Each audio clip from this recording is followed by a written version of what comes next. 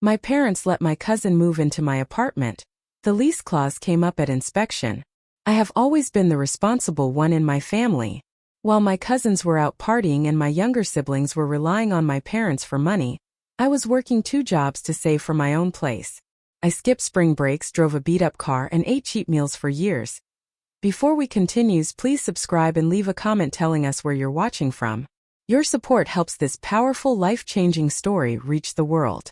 Finally, at 25, I achieved my dream. I signed the lease on a beautiful, spacious apartment in a historic building downtown. It wasn't just any apartment. It was part of a strictly managed cooperative with very specific rules. The building was quiet, clean, and highly sought after. I loved it. I decorated it exactly how I wanted, with white furniture and fragile decorations that would never have survived in my parents' chaotic house. It was my sanctuary. My parents were proud of me, or so I thought. They bragged to the extended family about my luxury apartment in the city. But I didn't realize that to them, my success wasn't a personal achievement. It was a family resource. They believed that because I had extra space, I was obligated to share it. This fundamental misunderstanding of boundaries was about to crash into my life in the form of my cousin, reckless, unemployed Tyler. Tyler was the family disaster. He was 22, had dropped out of 3 different colleges, and had just been kicked out of his parents' basement for failure to launch. He had no job, no money, and no plan. Naturally, my mother decided he was my problem. She called me on a Tuesday afternoon with her sweet voice. "Honey," she said, "Tyler is going through a rough patch. He just needs a change of scenery to get his life together. We told him he could stay in your spare room for a few weeks while he looks for a job in the city." I immediately said no. I explained that I loved my privacy and that my lease was strict about guests. "Oh, don't be selfish," my mother snapped, her tone changing instantly. "Family helps family. He's your cousin. He won't be any trouble. He just needs a couch to crash on." I stood my ground, or at least I tried to. But my parents were relentless. They guilt-tripped me for days, calling me ungrateful and cold. Finally, worn down and wanting them to stop, I foolishly agreed to let him stay for exactly 2 weeks. 2 weeks, I told them firmly. Not a day more. Tyler arrived on a Saturday with 2 duffel bags and a massive gaming PC. He didn't say thank you. He just walked in, looked around, and whistled. "Nice place," he said. "A bit stiff, though." Within 24 hours, he had turned my sanctuary into a frat house. He stayed up until 4 a.m. screaming at his video games. He left pizza boxes on my white couch. He used my expensive towels to clean up spilled soda. When I asked him to clean up, he just laughed and said I needed to chill out. "Aunt Linda said you were uptight," he smirked.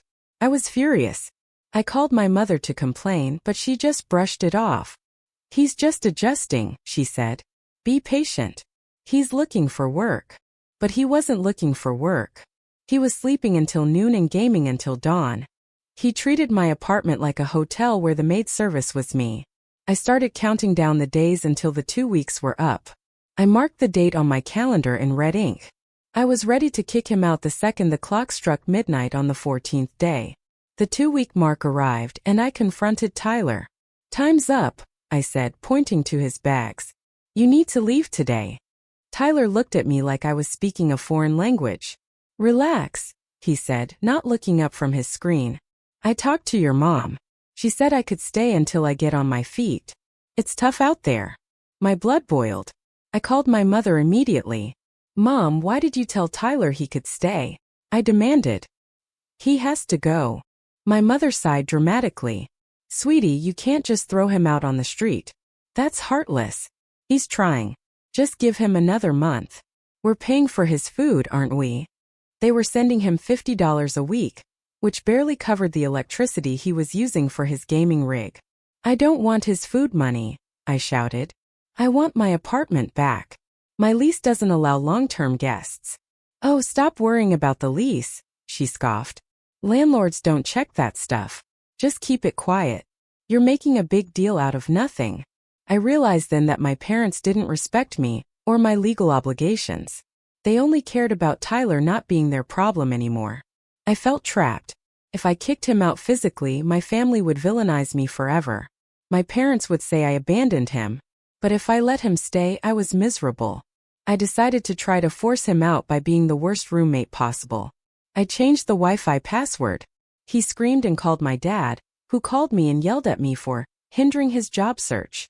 He wasn't searching for jobs. He was playing Call of Duty. I stopped buying food. He just ate my emergency canned beans and left the empty tins on the counter. I vacuumed at 7 a.m. He just bought noise-canceling headphones. Nothing worked. He was like a cockroach. He could survive anything. He knew he had the backing of the entire family, and he wielded it like a weapon. "You can't kick me out," he sneered one night when I asked him to wash a dish. Family sticks together. I went into my room and locked the door, feeling helpless. I didn't know how to get rid of him without blowing up my relationship with my parents. But fate, it turned out, was on my side. And fate arrived in the form of a post-it notice on my door. I came home from work one evening to find a bright orange piece of paper taped to my front door. It was from the building management company. Notice of annual inspection. It read, "Dear resident, management will be conducting mandatory unit inspections next Tuesday between 9 a.m. and 5 p.m. to check for maintenance issues and lease compliance." My heart stopped. Lease compliance. My building was incredibly strict. The lease explicitly stated that no guest may remain on the premises for more than 14 consecutive days in a 6-month period.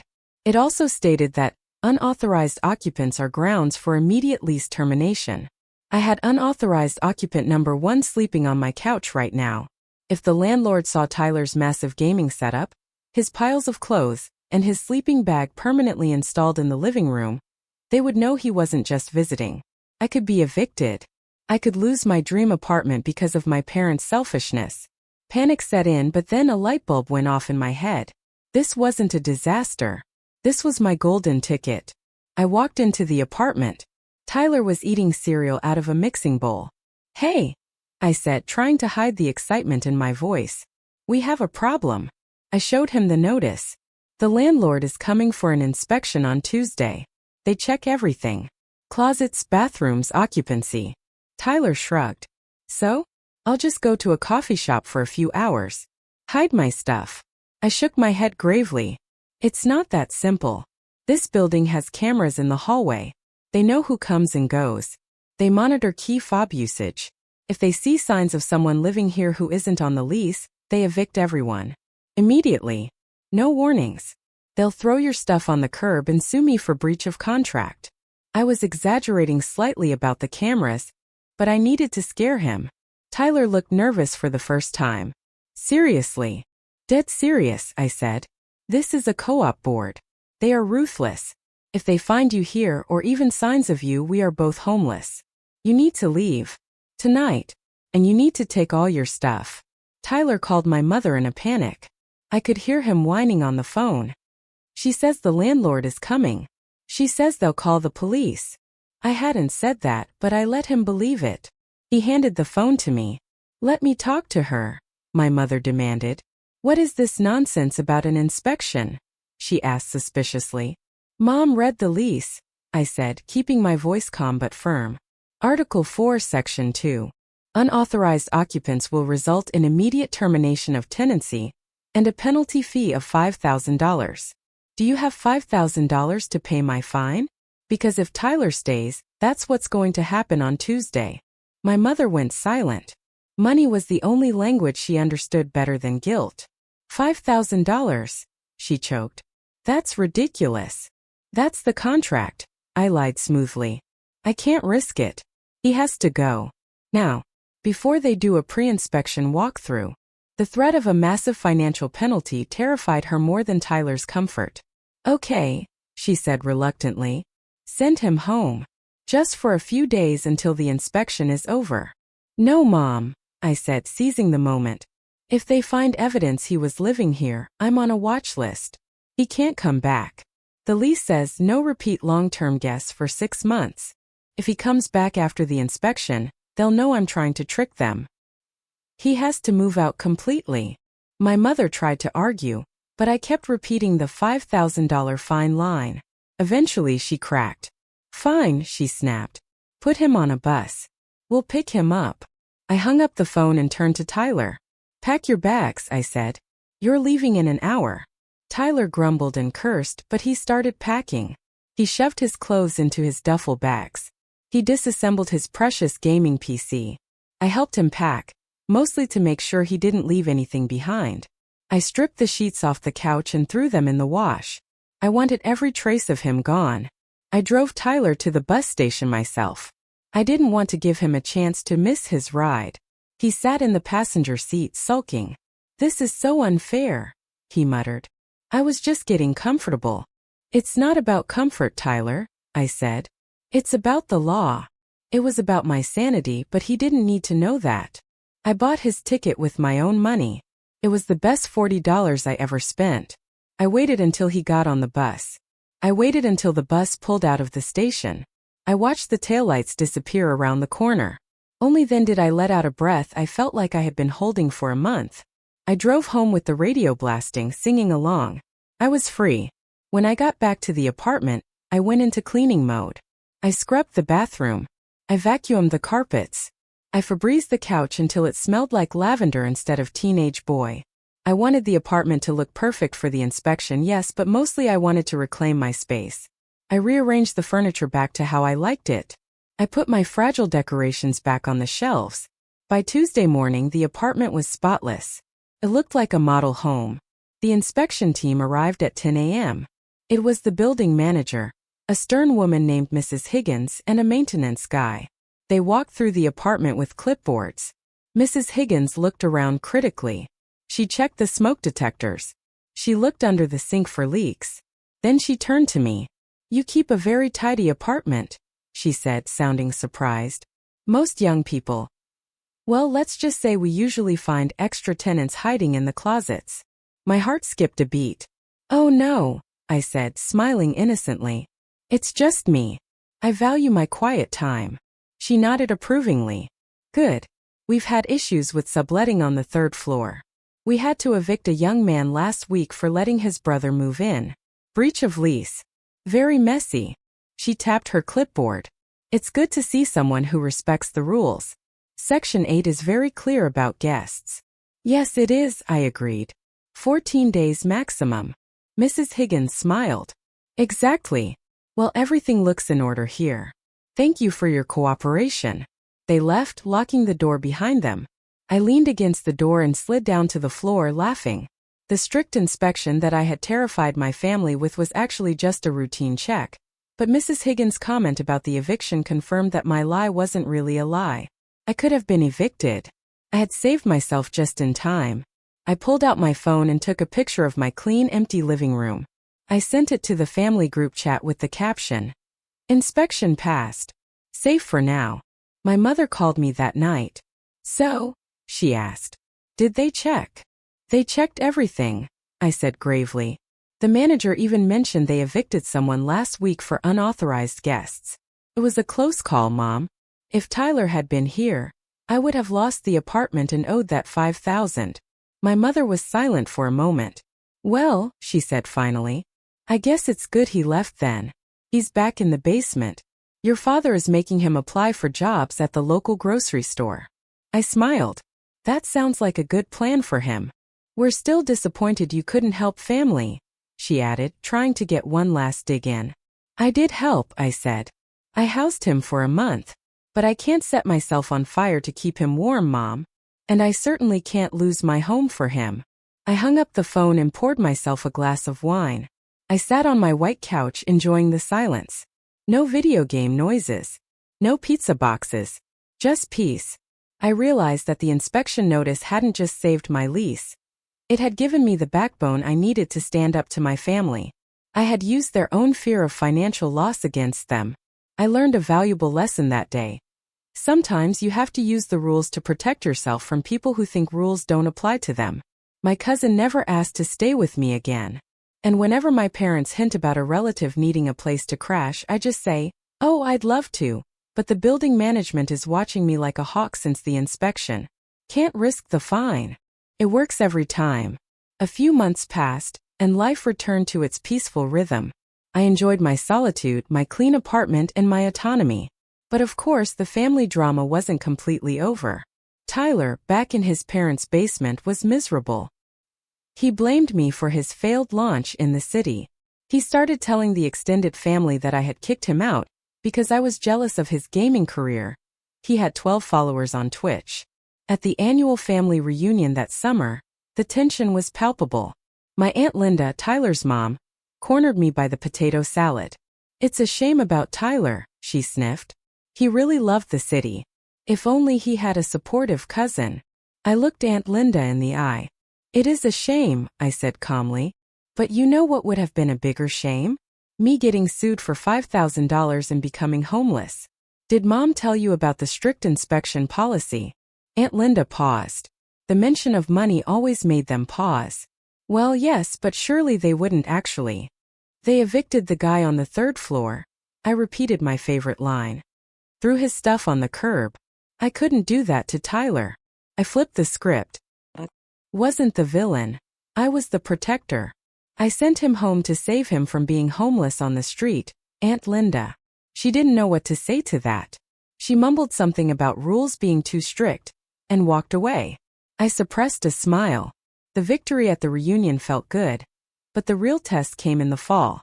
My younger sister, Emily, got an internship in the city. Unlike Tyler, Emily was responsible. She was smart, clean, and respectful. But after the Tyler fiasco, I was gun-shy. My parents called me. "Emily got the internship," my dad said. "She needs a place for 3 months." We were thinking. "Dad," I interrupted. "The lease." I know, he said. "But Emily isn't Tyler. She won't make a mess. Can't you just hide her?" I hesitated. I loved Emily. I wanted to help her. But I had established a boundary, and I knew if I broke it for Emily, they would try to shove Tyler back in next time. "I can't risk it, Dad," I said. 3 months is way over the 14-day limit. The cameras, the key fobs. "But it's Emily," he pleaded. "She can't afford a short-term rental." I took a deep breath. "I can help her look for a sublet," I offered. "I know some people, but she can't live here. The risk is too high." My dad was angry, but he didn't push as hard as before. The $5,000 fine lie had become legendary in the family. They truly believed my building was run by the Gestapo. I helped Emily find a nice room in a shared apartment nearby. I even helped her move in. She came over for dinner often, but she never spent the night more than once in a row. We had a great relationship, and best of all, I kept my sanctuary. One evening, Emily and I were having wine in my living room. She looked around. "You know," she said, "Mom and Dad are terrified of your building manager. They think she's a monster." I laughed. "Mrs. Higgins? She's actually really sweet. She gave me cookies for Christmas." Emily raised an eyebrow. "So, the inspection thing? Was it real?" I looked at my sister. I decided to trust her. "The inspection was real," I said. "But the cameras? The immediate eviction? The $5,000 fine?" I took a sip of wine. Let's just say I added a little creative flair to the lease terms. Emily burst out laughing. "You genius," she cried. "I knew it. Mom was telling Aunt Linda that your building has facial recognition scanners." We both laughed until our sides hurt. "It was the only way to get Tyler out," I admitted. "He was destroying the place." "Oh, I believe it," Emily said. "His room at home smells like a locker room." She promised to keep my secret. "If they find out, they'll send Tyler back," she warned. "Your secret is safe with me." Facial recognition scanners. That is gold. Having Emily as an ally made dealing with the family easier. Whenever my parents complained about my strict building, Emily would back me up. "Oh yeah," she would say. "I visited last week and the doorman interrogated me for 10 minutes. It's like Fort Knox over there." We became a team, protecting my boundaries together. It brought us closer. I realized that setting boundaries doesn't just push toxic people away. It also creates space for healthy relationships to flourish. I respected myself, and because of that, Emily respected me too. A year later, my lease was up for renewal. I had a choice. I could move to a cheaper place, maybe a bigger one where I wouldn't have to lie about guest policies. But I decided to stay. I loved the apartment. I loved the location. And frankly, I loved the strict rules. I signed the renewal papers with a smile. I even sent a thank you card to Mrs. Higgins. She had no idea that her routine inspection notice had saved my relationship with my family and my sanity. To her, it was just paperwork. To me, it was a shield. My parents eventually stopped asking me to host family members. The legend of the strict building had grown too powerful. They started telling other relatives, "Oh, don't ask to stay with her. Her building is impossible. They fine you for sneezing too loud." I became the cousin you visited for lunch, not the cousin you crashed with. And that was exactly how I wanted it. I hosted dinner parties. I had friends over. But at the end of the night, everyone went home. I would lock the door, turn off the lights, and sit in my clean, quiet, peaceful living room. Life is too short to live it for other people. It took a nightmare cousin and a scary orange piece of paper for me to learn that, but I learned it. I learned that no is a complete sentence, but sometimes, my lease forbids it is a safer one. I kept my apartment. I kept my sanity. And I kept my white couch stain-free. In the end, that was the biggest victory of all.